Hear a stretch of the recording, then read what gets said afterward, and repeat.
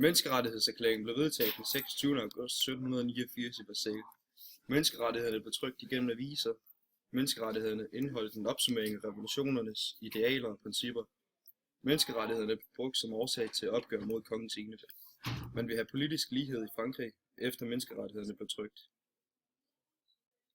Menneskerettighederne blev trykt og solgt i hele Frankrig og senere oversat og solgt til flere europæiske nationer. Ses. Nej, det kan man ikke. Nej. Jeg læser ikke flere gange. Nu gør jeg det ikke. Den 5. oktober 1789 kunne man opleve kvindetog til Versailles. Kong Ludvig den 16. havde nægtet at godkende nationalforsamlingens beslutninger for pinsemødet om menneskerettigheder. 1789 valgte flere mænd og kvinder at marchere ca. 30 km til kongens slot Versailles under parolen brød til Paris på grund af mangel på brød og korn i den franske hovedstad. Omkring 20.000 mænd fra Nationalgarden sluttede sig til folkemængden. Efter et angreb til kongeslottet måtte Ludvig den 16. lovbrud til befolkningen.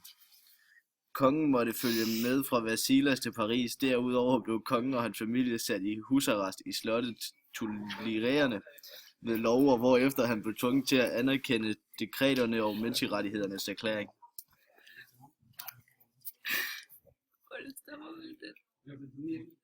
Efteråret 1789 var Frankrig i en økonomisk krise. I november vedtog nationalforsamlingen derfor en lov for at løsne op på problemerne. Loven gjorde blandt andet, at det blev muligt for staten at inddrage kirkens besiddelser og derefter sætte dem til salg. Fra nu af skulle de gejstlige aflønnes af staten, da kirkens økonomiske grundlag blev fjernet den 27. november 1789.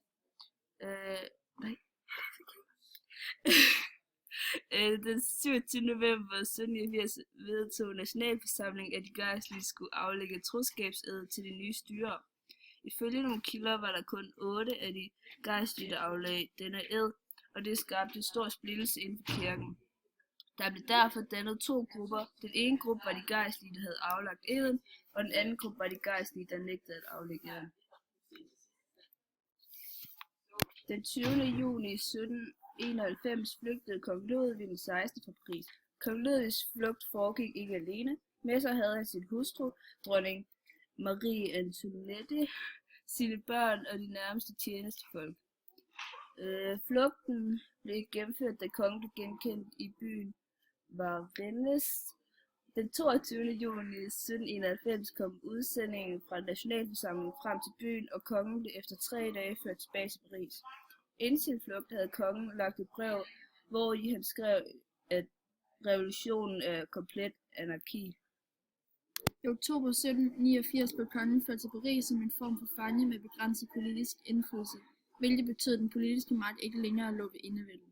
Nationalforsamlingen havde samlet en befolkning, den grundlovgivende forsamling, der arbejdede med at forme en forfatning for Frankrig.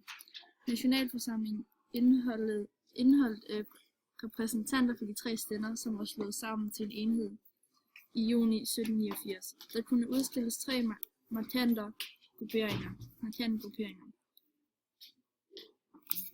Aristokrater, som kæmpede for at give kongen sin magt tilbage, konstitutionelle, som arbejdede for en grundlov for Frankrig, der ville stoppe hans magt, og monarkister, som kæmpede for en grundlov, der ville sikre individets rettigheder.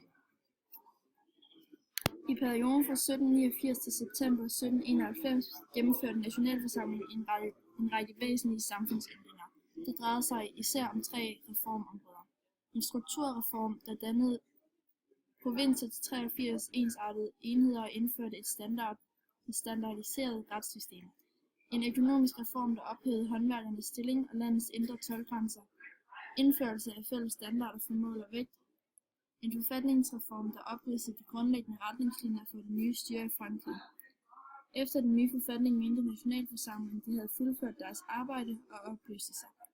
Derefter overgik landets ledelse til den lovgivende forsamling.